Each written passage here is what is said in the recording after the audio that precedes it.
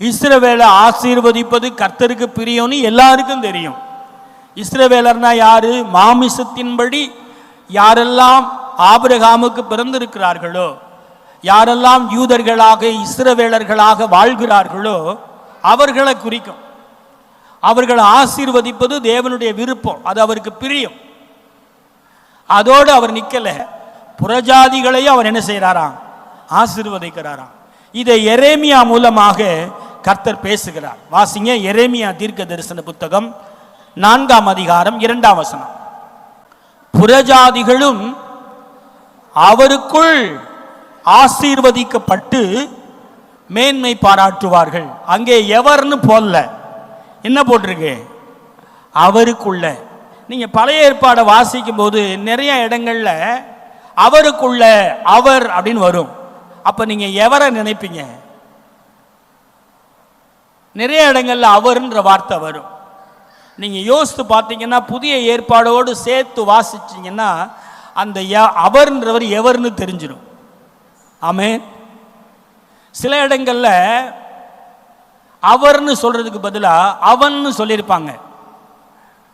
பிசாச கூட அவர்னு சில நேரங்களில் சொல்லியிருப்பாங்க. அது மொழி மாற்றம். இயேசுவை சொல்லும் போது கூட அவன், மனிதன், ஒருவன் அப்படின்லாம் இருக்கும்.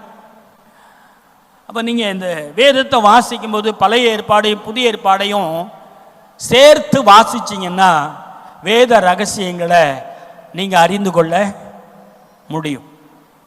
பதில் புதிய ஏற்பாட்டில் இருக்கும், கேள்வி எங்க இருக்கும்? பழைய ஏற்பாட்டில் இருக்கும்.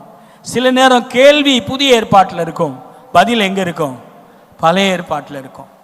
நீங்க வேத வசனத்தை வாசிக்கும் போது ஆவியானவரோடு இசைந்து வேதத்தை வாசிச்சா, ஆண்டவரே இந்த வார்த்தைக்கு எனக்கு விளக்கம் தெரியல, அவர்னு சொல்லப்பட்டிருக்கு, அவர் எவர்னு கேட்டீங்கன்னா அவர் என்ன செய்வார்?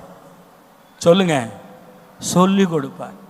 நீங்க கடகடன்னு ஏதோ ஒரு கதை புத்தகத்தை வாசிக்கிறது போல வாசிச்சிங்கன்னா அவர்னு வாசிச்சுட்டு போயிடுவீங்க, எவர்னு தெரியாது.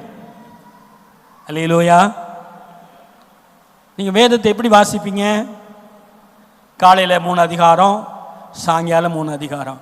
நான்லாம் வாசிக்க உட்காந்தா ஒரு அதிகாரத்துக்கு மேலே போகாது, தாண்ட முடியாது என்னால்.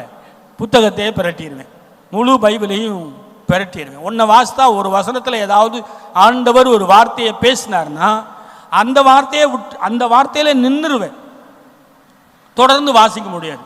அடுத்து அதை குறித்ததான அந்த வார்த்தையோடு இணைக்கப்பட்ட வார்த்தைகள் எங்கெங்கே இருக்குன்னு அப்படியே தேடி போனால் அரை மணி நேரம் 1 மணி நேரம் ஆயிடும்.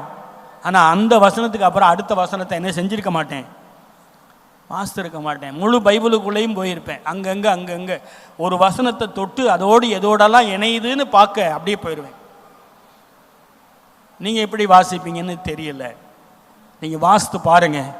ஆவியானவருடைய துணையோடு நீங்கள் வேதத்தை வாசிச்சா நிச்சயமா ஆண்டவர் வேதத்தின் மகத்துவங்களை உங்களுக்கு வெளிப்படுத்துவார். அல்லேலூயா.